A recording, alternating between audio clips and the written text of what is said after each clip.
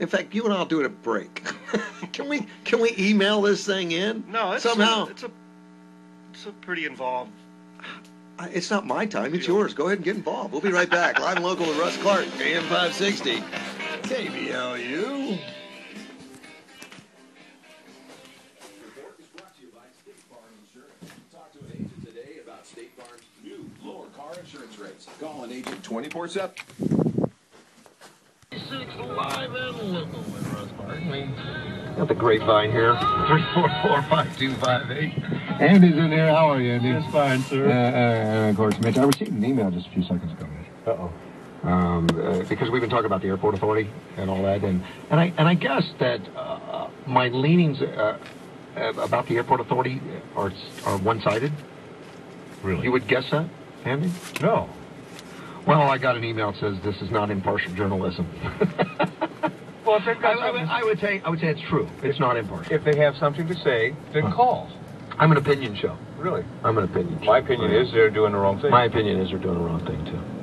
It's not just a matter of journalism, I guess, at this point. I'd really like to see the county and the city get involved, at least on the board. The county is staying as far away from this as they can. Oh, yeah. In fact, I was at court when they did this original hearing for the injunction, and the county lawyers were there, and the judge asked him, Judge Nelson asked the lawyer, "What are you doing here?" He says, "I really don't know." He was just instructed to do it. We're just a landlord. We own the property. Yeah, we're just a landlord, and believe me, they don't want any part of this. They don't want any part of this. But they took out the original application for the airport, so I don't understand how they can. And I don't understand. Maybe they have been able to relinquish their liability, but I don't know how that works, because it was under their application that the airport authority exists, and then they formed somehow this Yuma County Airport Authority Board, which has run it since. And they used to have Yuma County supervisors on the board, and they would participate as board members. And then a few years ago, they pulled them off and says, "Now we're just landlords. Now we're just landlords." So I don't know how that works. So my philosophy on this is they have run everything good off that airport. I mean, do you well, I've heard that statement before, but I don't know that. You mean the history of the airport? The history of the airport. Beyond some of the current problems. Since it's been started, the good old boy system has been going on and on. Well, as a friend of mine, Paul, mentions, it's not a good old boy system. It's a self-licking ice cream cone. Oh, there you go.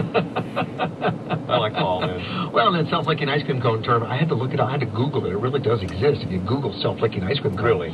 Oh, yeah. It's something that's of self-importance. I mean, a board or something that has just important to itself and it regenerates itself. They have no care for anybody else but themselves. Well, and I guess they have no function other than themselves. And they only bring in the members that they agree to. I mean, this board will only bring in board members that it approves of. That still sounds like the good old boy system. Well, and the hospital went through this. The hospital went through it to where they called it a good old boy, and it was only friends and favors that got you onto the board, and it was not liked at all. And they separated the nomination process, went through a separate citizens committee, and the citizens committee would review and interview all the applicants that wanted to get on the board, and then they would submit to the board like 3 names for every open seat, and that way the board didn't decide who was before them, what applications got that far. And in fact, it busted up a lot of the self-licking portion. Okay. It did. So, Mitch, did you go out and file your whatever complaint with the FAA while you were break? No. But is it the money? I mean, I can loan you the $20. Yeah, what was the cost I of file? don't think you even have to pay to file the thing, but Well, I would like to see a big file to where the FAA comes down here and starts looking at this airport authority and starts saying, look, you guys need to be more agreeable to the general aviation.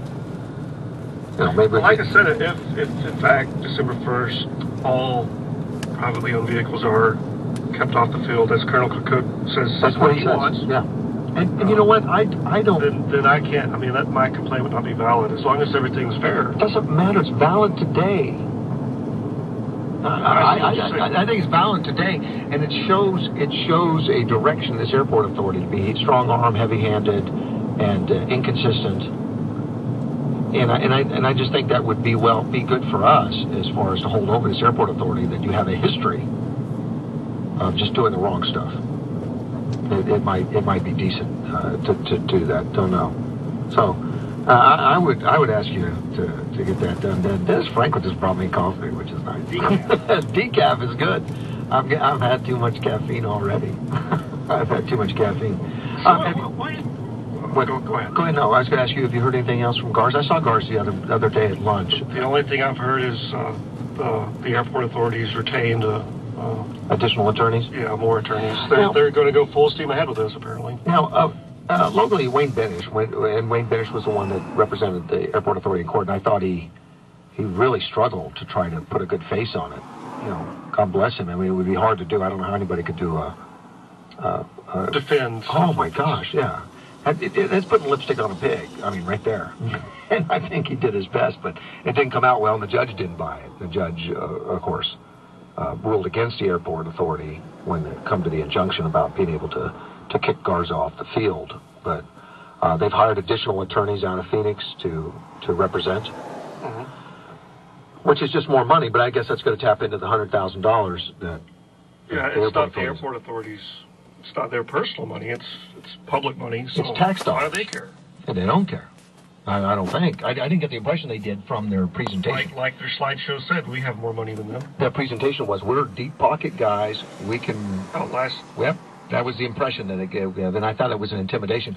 In fact, at least one board member did. One board member did. One board member asked to back up to that slide, and he told the airport authority manager, Craig Williams, that was kind of heavy-handed and unnecessary.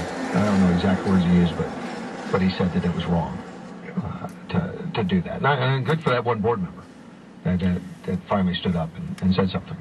But we were talking about the POV, the privately owned vehicle airport issue, and I think with Colonel Cook's presentation and with the F-35 coming here, and nobody wants to jeopardize that. No, we want to support the military. This is a military town, and we do support them. I think the handwriting is on the wall as far as that. That's why I haven't filed a criminal complaint. I still do it. I'm gonna badger you until you get that done.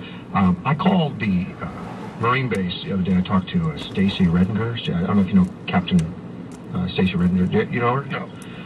Nice lady. She was in New Orleans. She called me back. She was really unaware of some of the goings on and wants to be informed more.